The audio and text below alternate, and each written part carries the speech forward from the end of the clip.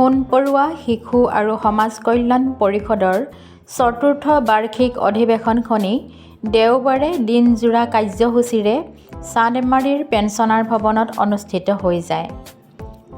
পুৱা পৰিষদৰ সভাপতি সমাজবন্ধু ছাজন ভূঞাই পতাকা উত্তোলন কৰাৰ পাছতে বিশিষ্ট লেখিকা দিব্যৰেখা গোস্বামীয়ে অনুষ্ঠানটিত বন্তি প্ৰজ্বলন কৰে আৰু সাংস্কৃতিক কৰ্মী মিনতী বৰ্মনে এটি বৰগীতেৰে মঞ্চ উদ্বোধন কৰে।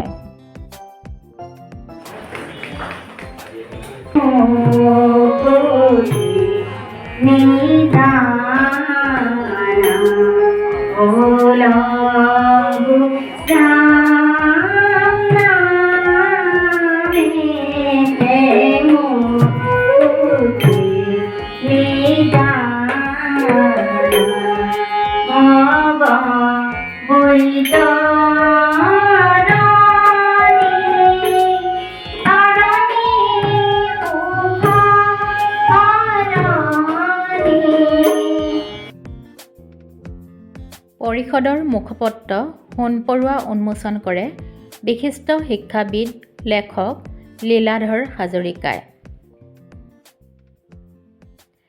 অনুষ্ঠানটোত ৩ গৰাকী বৰেণ্য ব্যক্তিক সমাজলৈ আগবঢ়োৱা অৱদানৰ বাবে সন্মান বঁটা প্ৰদান কৰে। সোণপৰুৱাৰ শ্ৰেষ্ঠ উপন্যাস বঁটা লাভ কৰে বিশিষ্ট সমাজকৰ্মী শিৱসাধক পৰশুৰাম কাকতিয়ে। সোণপৰুৱা সংগীত শিল্পী বঁটা লাভ কৰে চেমনীয়াৰ বাবে গীত ৰচনা কৰি বিখ্যাত হোৱা বৰপেটাৰ সুৰকাৰ গীতিকাৰ ৰমেন দাসে। ছাজন কুমাৰ ভয়াদেৱক আমাৰ পৰৱৰ্তী কাৰ্যসূচীৰ বাবে নিৰ্বাচন কৰি দিছোঁ। তেখেতক আমি আজি ইয়াত পাই যথেষ্ট সুখী হৈছোঁ। তেখেতক মই আসন গ্ৰহণ কৰিবলৈ অনুৰোধ।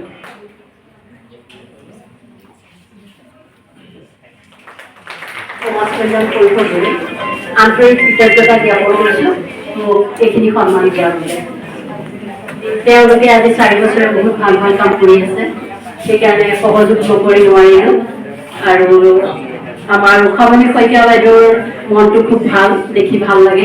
আমি তেখেতে জীৱনত বহু ডাঙৰ কাম কৰিছে, সেইখিনি আমি আপোনালোকক কম, কিন্তু এয়া তেখেতৰ বাবে আমাৰ এটা ক্ষুদ্ৰ উপহাৰহে। এই ক্ষুদ্ৰ উপহাৰক আমি এনেকৈ আজি প্ৰদান কৰিবলৈ পাই সুখী হৈছোঁ। আৰু চন্দনা বৰ্মন বাইদেউক এখন ফুলাম গামোচা আগলৈ জনাব।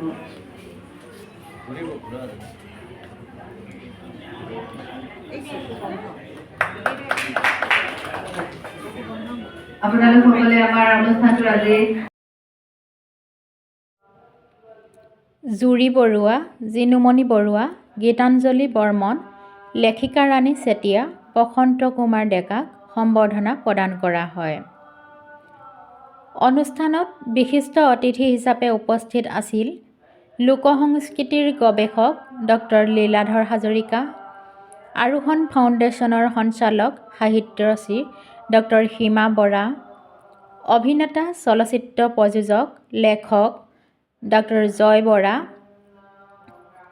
নেটফিৰ প্ৰাক্তন ডাইৰেক্টৰ মনোজ দাস, প্ৰগতি নিউ ৰেহাবৰ সঞ্চালক ডক্টৰ পলাশ পাঠক, সাহিত্যৰত্ন ডক্টৰ দিবাকৰ নাথ, লেখক অভিনেতা সমাজকৰ্মী ডক্টৰ গীতাৰ্থ ৰয় মেধি, শিশু বিশেষজ্ঞ ডক্টৰ ৰেখা বৰকটকী, ডক্টৰ ঝৰ্ণা দেউৰী আদি।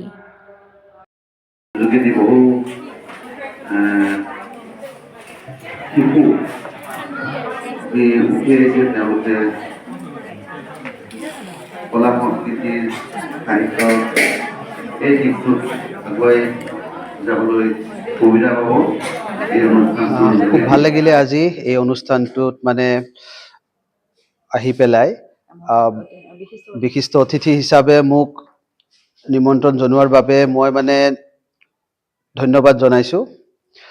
আৰু যিবোৰ আমি মানে আজি হল কালচাৰেল প্ৰগ্ৰামছবোৰ হল, সো সেইবোৰ দেখি পেলাই যে আমি আমাৰ সংস্কৃতি জীয়াই ৰাখিছোঁ, যে আমাৰ শিশুসকলেও আগলৈ গৈ এই সংস্কৃতি জীয়াই ৰাখিব, সেইটো এটা মানে আশা দেখি মনটো খুবেই ভাল লাগিছে। আমি হয়তো নিজস্ব লাহে লাহে পাহৰি গৈছো, আমাৰ অহা জেনেৰেশ্যনে বৰ এটা নিজস্ব লৈ পেলাই বৰ এটা মানে আপোন হেৰি এটা নেদেখুৱায়, কিন্তু আজি এই অনুষ্ঠানটোত আহি দেখিছো যে আমি আমাৰ সংস্কৃতি, আমাৰ কালচাৰ আমি জীয়াই ৰাখিছো আৰু আগলৈ গৈও জীয়াই ৰাখিম। কলমেৰেই হওক বা যিহেৰে নহওক, আমি আমাৰ সংস্কৃতিটো জীয়াই ৰাখিছো। আৰু আজি এটা মেছেজ গৈছে আমাৰ নতুন জেনেৰেশ্যনটোলৈ, প্ৰজন্মৰ যিবোৰ আছে, যে নিজস্বটো আমি বাদ দিব নালাগে। আৰু এই শিশুবোৰে হ'ল আমাৰ অসমৰ ভৱিষ্যত, আমাৰ দেশৰ ভৱিষ্যত। আৰু তেওঁলোকে যদি আমাৰ সংস্কৃতি জীয়াই নাৰাখে তেতিয়াহ'লে কোনে ৰাখিব? সকলোকে আশীৰ্বাদ জনাই মই ইমানখিনিয়ে ক'বলৈ বিচাৰিম।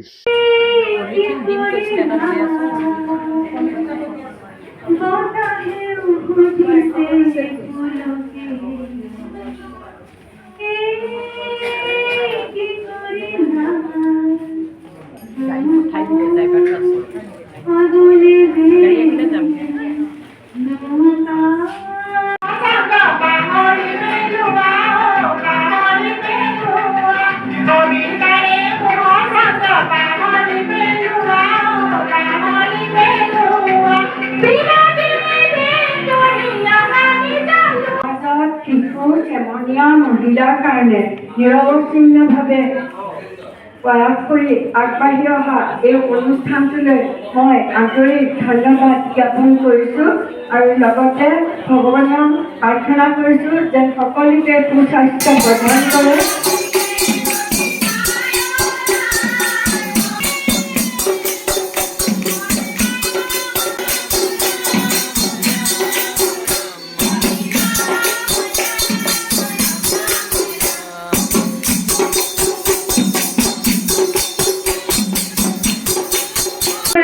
মই আপোনালোকৰ আগত পৰিচয় কৰাই দিব ওলাইছোঁ আৰু তেওঁলোকৰ পৰিশ্ৰমৰ বাবে অকণমান মৰম আদৰ যাচিব বিচাৰিছোঁ। বাইদেউ অসুস্থ, বহু কামৰ মাজত এইখিনি কাম কৰিছে, তাৰ বাবে আমি বাইদেউক অশেষ ধন্যবাদ জ্ঞাপন কৰিছোঁ।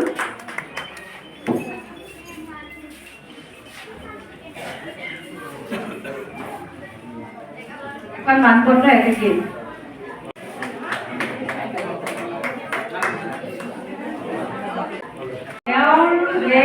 সম্পাদনাত ডিপিপিত আমাৰ কিতাপখন আজি আপোনালোকৰ হাতত তুলি দিবলৈ সক্ষম হৈছোঁ।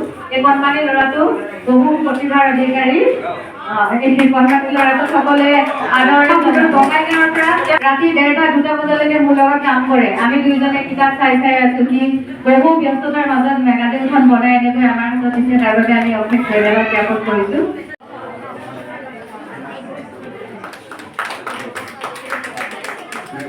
এখন মানপত্ৰ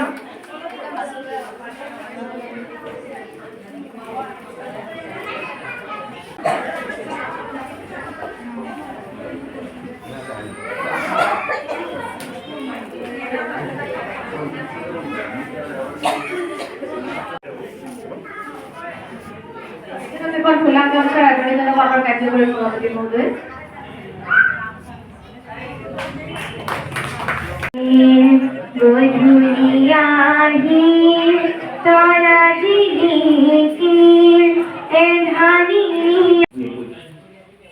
আমাৰ এখন আচলতে সৰু ল'ৰা ছোৱালী এখন নাটকৰ স্কুল আছে, সেই স্কুলত এনেকুৱা সৰু ল'ৰা ছোৱালীবোৰে তাত প্ৰশিক্ষণ লয়। আজি আমাৰ প্ৰতিনিধিত্ব কৰিবলৈ 6জন আমি শিশু আহিছিলে। আমি আমাৰ মাজত বাইদেউ আচলতে হঠাৎ পালোঁ। তেখেত হৈছে শিশু সাহিত্যিক শশীপ্ৰভা দাস বাইদেউ। আৰু বাইদেউ আৰু জানি ভাল পাব প্ৰাগজ্যোতিষ অসমীয়া সাপ্তাহিক কাকতৰ এডিটৰ শশীপ্ৰভা বাইদেউ। তেখেতক আমি এখন ফুলাম গামোচাৰে আদৰণি জনাইছোঁ। ধন্যবাদ বাইদেউ। তেখেতলৈ ল'ৰাটোৱে যাবগৈ লাগিব। শিশু আৰু সাহিত্য পৰিষদৰ ৪ৰ্থ বাৰ্ষিক আমাৰ অধিৱেশনখন সম্পন্ন হৈ গ'ল। আজি উপস্থিতিয়ে আমাক তাকেই কৈছে, আমাৰ অনুষ্ঠানটো বহুত সফল হৈছে। বহুত দূৰ দূৰণিৰ পৰা, অসমৰ বিভিন্ন প্ৰান্তৰ পৰা আমাৰ জনসমাগম এটা হৈছে। আৰু আমি এই উপস্থিতি দেখি উৎফুল্লিত আৰু ভাল লাগিছে এইটোৱে যে আমাৰ যিটো অনুষ্ঠান এইটোৰ নাম প্ৰচাৰ চলিছে ভাল হৈছে আমি ভাল কামত আগবাঢ়ি আছো সকলোৱে আজি একেমুখে এই কথাটোকে কৈছে যে আমাৰ উদ্দেশ্য ভাল কাৰণে তেওঁলোকে আগবাঢ়ি আহিছে আৰু বহুতে আমাক সহযোগিতা কৰাৰ প্ৰতিশ্ৰুতিও দিছে এখেতো আহিছে আমাৰ পাঠক ডাঙৰীয়া তেওঁ বহুমূলীয়া ভাষণ এটা আগবঢ়ালে বিভিন্ন গণ্যমান্য ব্যক্তি আহি বিভিন্ন ধৰণে আমাক পৰামৰ্শ আগবঢ়াইছে আমি বহুত সুখী আজি আমাৰ অনুষ্ঠানটো এক কথাত ক'ব গ'লে আমি সফল হ'ব বুলি ভাবিছো ন বাইদেউ উৎসাহত কিন্তু টোপনি ক্ষতি হৈছে দেহৰ কি কৰিম কাইলৈ কি হ'ব মানুহ আহিলে মই কি কৰিম মই লাজ নাপাওঁ মানে মোৰ কথা ভাবা নাই তেওঁ লাজ পাব তেওঁৰ মন মান যাব সেই কথাৰ কাৰণে ৰাতি দুপৰতে উঠি সাৰে থাকি মোক যোগাইছে উঠা তোমাৰ সময় হৈছে মাজে মাজে চাই আৰু এইখিনি সহযোগ কৰি ইমানখিনিলৈ আগুৱাই লৈ আহিছে তাৰ বাবে মই আজি আপোনালোকৰ সন্মুখত তেখেতক কৃতজ্ঞতা জ্ঞাপন কৰিবলৈ পাই নিজকে সুখী অনুভৱ কৰিছো ধন্যবাদ জনাইছো তেখেতক প্ৰণৱ শৰ্মা তেখেতক এখন গামোচাৰে আমি আদৰিছো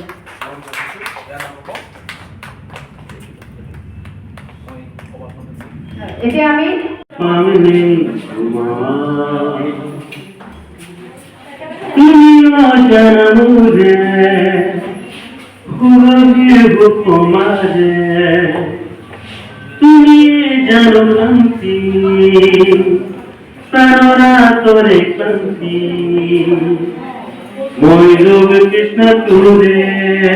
শিশুৰ অনুষ্ঠান গতিকে শিশুক লৈ এটি কবিতা পাঠ কৰিব ওলাইছো কবিতাৰ শিৰোনাম কাৰ্টুন জিলমিল চিকমিক তৰাই কণমানি হতৰ সাধুৰ চুটল পোহৰাই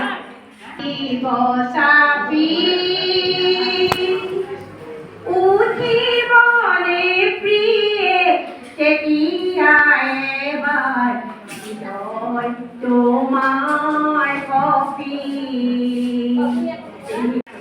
সদায় তিনিও থাকোঁ মই হ'লো মীনা ইনা মোৰ বা মীনা আমাৰ সৰুবনী আটাইতে উঠিম হয় আজি এই অনুষ্ঠানটোৰ জৰিয়তে খুব ধুনীয়া লাগিছে অনুষ্ঠানটোত বহুত শিশুৱে নিজৰ প্ৰতিভা বিকাশৰ কাৰণে এখন সুন্দৰ মঞ্চ পাইছে ইয়াতে দেখা পাইছোঁ ধুনীয়াকৈ গীত নৃত্য আবৃত্তি পাঠ এইবিলাক আজিকালি খুব নোহোৱা হৈ গৈছে এইখিনি ধৰি ৰাখিছে আমাৰ যিটো আজি অনুষ্ঠানটোৱে আৰু এই অনুষ্ঠানটো অসমৰ সকলোতে বিয়পিছে ইতিমধ্যে আৰু আমি আশাবাদী যে সকলো অঞ্চলৰ পৰাই ইয়াৰ পৰা প্ৰতিনিধিত্ব কৰিব লাহে লাহে আৰু বহুত শিশু আহি পেলাই বা বহুত মহিলা আহি পেলাই ইয়াতে আমাক যোগদান হ'ব আৰু ইয়াৰ জৰিয়তে আমি এটা সমাজত ধুনীয়া এটা পৰিৱেশ গঢ়ি তুলিব পাৰিম কালচাৰেল লাইনত হওক বা সকলো ফালে দিয়ে হওক এটা যিটো নামটোৱে ইয়াৰ পৰিচয় অনুষ্ঠানটোৰ আৰু মই সদায় ভাল লাগিছে যে এনেকুৱা এটা অনুষ্ঠানৰ লগত মোক জড়িত কৰিব পাৰিছে মই মোৰ ফালৰ পৰাও সদায় সহযোগিতা আগবঢ়াম ইয়াৰ জৰিয়তে আৰু শিশুসকলৰ ভৱিষ্যত আৰু মহিলাসকলৰ ভৱিষ্যতৰ কাৰণে শুভেচ্ছা দি পেলাই মই আজি এইখিনিয়ে মোৰ বক্তব্য ৰাখিছোঁ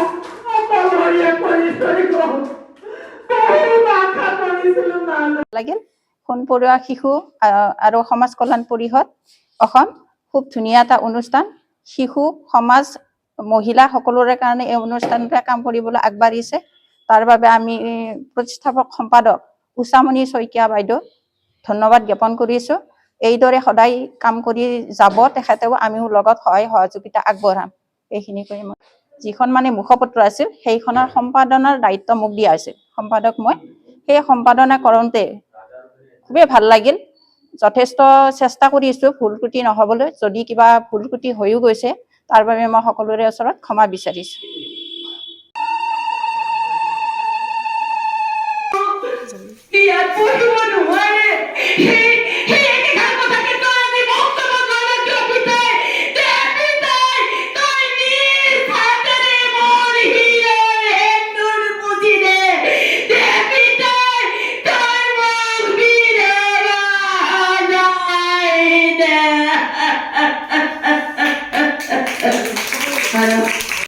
শিশু সমাজ কল্যাণ পৰিষদৰ ৪ৰ্থ বাৰ্ষিকী উদযাপন কৰোঁ পুৱা পতাকা উত্তোলন কৰে আমাৰ মাননীয় সভাপতি ছাজান ভূঞা ডাঙৰীয়াই। তাৰপিছত বৰগীতেৰে আমাৰ অনুষ্ঠানটোৰ মঞ্চ উদ্বোধন কৰা হয় আৰু বৰগীতটো পৰিৱেশন কৰে আমাৰ উপদেষ্টা মিনতী বৰ্মন বাইদেৱে। আমাৰ আজিৰ অনুষ্ঠানত আমি বহুকেইগৰাকী বিশিষ্ট ব্যক্তিক আমন্ত্ৰণ জনাইছিলোঁ। নেম কেয়াৰৰ ডক্টৰ হিতেশ বৰুৱা ছাৰ আৰু ৰিহাব চেণ্টাৰৰ প্ৰগতি নিউৰ' ৰিহাব চেণ্টাৰৰ সঞ্চালক ডক্টৰ পলাশ পাঠক ডাঙৰীয়া, তেখেত আমাৰ লগত আছে। Doctor Gitartha Roy Medhi, doctor Jharna Deuri, doctor Ajanta P Barua, Manoj Das sir আৰু তেনেদৰে দিবাকৰ নাথ ছাৰ আৰু তেনেদৰে লীলাধৰ হাজৰিকা ছাৰ বিশিষ্ট অতিথি হিচাপে আছিল। ডক্টৰ সীমা বৰা আছিল। শিশুসকলে নাচ গান বিভিন্ন অনুষ্ঠান পৰিৱেশন কৰে, নাচ গানকে ধৰি কবিতা পাঠলৈকে অনুষ্ঠান চলায়। তাৰোপৰি দুগৰাকী অভিনেত্ৰী আছিলে আমাৰ অনুষ্ঠানৰ প্ৰচাৰ সম্পাদক আৰু সাংস্কৃতিক সম্পাদক, তেওঁলোকেও নিজৰ অনুষ্ঠান পৰিৱেশন কৰে। আৰু আমি সোণপোৰা শিশু সমাজ কল্যাণ পৰিষদৰ তৰফৰ পৰা বছৰি 2টিকৈ বঁটা প্ৰদান কৰোঁ। এটা বঁটা হৈছে শ্ৰেষ্ঠ উপন্যাসৰ বঁটা আৰু সেই বঁটাটো পাইছে শিৱসাধক পৰশুৰাম কাকতি ডাঙৰীয়াই তেখেতৰ বননি চকুলো নামৰ গ্ৰন্থখনৰ বাবে। তাৰ কৃতি শিক্ষক দিলীপ কুমাৰ দাসক এটি বঁটা কৃতি শিক্ষকৰ বঁটা প্ৰদান কৰা হৈছে। তেওঁ ভবানীপুৰৰ হয় আৰু ভবানীপুৰৰে অন্য এগৰাকী ব্যক্তি হৈছে ৰমেন দাসদেৱ। তেওঁ সুৰকাৰ সংগীতকাৰ শিল্পী, ৰমেন ভৰালী বুলি খ্যাত। তেওঁ আমাৰ সকলোৱে জানে যে চেমনীয়াসকলৰ কাৰণে বৰ্তমান খুব ভাল ধৰণে কাম কৰি আছে। তেখেতকো আমি এটা সন্মান প্ৰদান কৰোঁ। ইয়াৰ উপৰিও আমাৰ সোণপোৰা শিশু সমাজ কল্যাণ পৰিষদে বছৰি এটা প্ৰতিযোগিতা অনুষ্ঠিত কৰে। এইবেলি সোণপৰুৱা শিশু গল্প প্ৰতিযোগিতাৰ সোণপৰুৱাৰ শিশু পদ্য প্ৰতিযোগিতা আৰম্ভ হয়। এই গল্প প্ৰতিযোগিতাত প্ৰথম স্থান লাভ কৰে ৰঞ্জুশ্ৰী ব্ৰাহ্মণে আৰু দ্বিতীয় স্থান লাভ কৰে ডক্টৰ দিবাকৰ নাথে। আৰু সোণপৰুৱা শিশু পদ্য প্ৰতিযোগিতাত প্ৰথম স্থান লাভ কৰে কল্যাণী ডেকাই আৰু দ্বিতীয় স্থান লাভ কৰে হৰেশ্বৰ গোস্বামী। তেওঁ অধিবক্তা হয় তেজপুৰৰ, তেখেত কিবা অসুবিধাবশতঃ আহিব নোৱাৰিলে।